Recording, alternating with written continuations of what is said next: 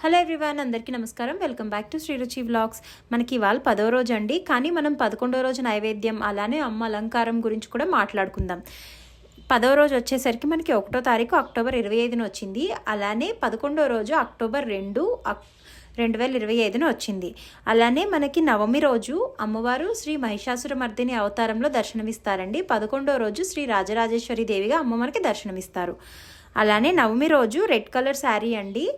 అలానే 11వ రోజు మనకి దశమి రోజు వచ్చేసరికి గ్రీన్ లేదా రెడ్ కలర్ శారీలో అమ్మ మనకి దర్శనమిస్తారు.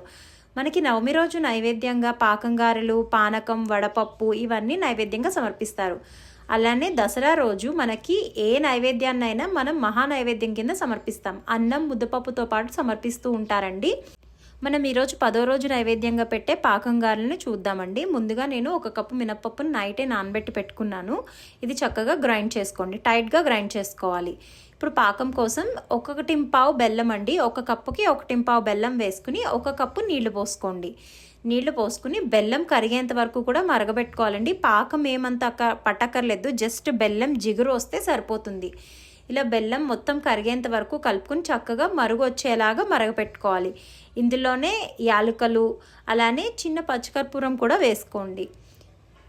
వేసుకొని చక్కగా మరగపెట్టుకోవాలి. బెల్లం కొంచెం జిగురు వస్తే సరిపోతుందండి, పాకం ఏం పట్టక్కర్లేదు, సరిపోతుంది. ఇలాగా చక్కగా ఇలా పాకం పట్టేసుకున్న తర్వాత మనం దీన్ని పక్కకు పెట్టేసుకోవడమేనండి. మన పాకం రెడీ అయిపోతుంది. నెక్స్ట్ మనం గారెలు వేసుకోవడానికి ఒక కడాయిలో నూనె పోసుకుని నూనె బాగా మరగపెట్టుకోవాలండి. నూనె బాగా వేడెక్కితేనే మనకి గారెలు బాగా వస్తాయి. నూనె బాగా కాగాలి. మనం ఇందాక గ్రైండ్ చేసుకున్న పిండిలోకి రుచికి తగినంత ఉప్పు వేసుకుని పిండి బాగా కలుపుకోవాలండి. బాగా కలుపుకోవాలి పిండి, ఎందుకంటే మనం ఈ కలుపుకోవడం వల్ల మంచిగా వస్తాయి గారెలు. మనకి గుల్లగుల్లగా రావడానికి చక్కగా పిండిని ఇలా కలుపుకుని మనం గారెలు వేసుకోవడానికి మనం ప్రీవియస్ వీడియోలో చూసాం కదా, చేయి తడుపుకుంటూ ఒక అరిటాకు పైన కానీ పాల ప్యాకెట్ కవర్ కానీ ఏమైనా వేసుకోవచ్చు. చక్కగా పిండిని ఇలా కలుపుకొని పెట్టుకున్న తర్వాత చేయి తడుపుకుంటూ చిన్న చిన్న ఉండల్లా తీసుకుని గారెలు వేసేసుకోవడమేనండి.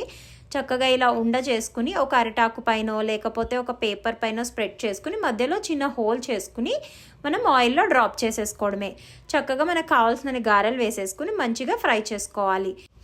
గారెలు మంచిగా ఫ్రై చేసుకోవాలండి. ఆయిల్ అనేది మీరు మీడియం నుంచి హై లోపు పెట్టుకోండి. మరీ లో ఫ్లేమ్లో పెడితే గారెలు నూనె లాగేస్తాయి. హై ఫ్లేమ్లో పెడితే గారెలు పైన కలర్ వచ్చేస్తాయి, లోపల ఉడకవు. ముందుగా ఆయిల్ వేడెక్కిందో లేదో ఒక్కసారి చెక్ చేసుకోండి. మనం పిండి ఇలా వేసినప్పుడు పైకి చక్కగా ఇలా నురుగు తేలుతూ ఇలా పైకి తేలింది అంటే ఆయిల్ కాగిపోయినట్టే. మనం ఇప్పుడు చక్కగా గారెలు వేసేసుకోవచ్చు. చక్కగా గారెలన్నీ వేసేసుకుని ఇవి 1 సైడ్ ఫ్రై అయ్యేంత వరకు ఉంచుకుని రివర్స్ సైడ్ తిప్పుకోవాలండి. చక్కగా గారెలన్నీ వేసేసుకుని లో ఫ్లేమ్లో మాత్రం పెట్టద్దండి, గారెలు నూనె పీల్చేస్తాయి. అలానే హై ఫ్లేమ్లో పెడితే మనకి గారెలు పైన కలర్ వచ్చేస్తాయి, లోపల ఉడకవు. చక్కగా ఇలా గారెలు అన్నిటినీ తీసి ఒక ప్లేట్లో పక్కకు పెట్టేసుకోండి.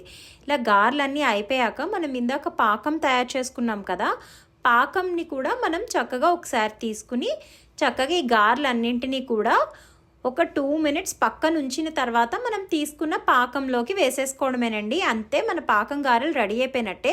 మనం ఒకసారి వేసిన తర్వాత రెండో సైడ్ కూడా కదుపుకోండి. ఒకసారి రెండో సైడ్ కూడా ఈక్వల్గా పీల్చుతుంది పాకం అనేది.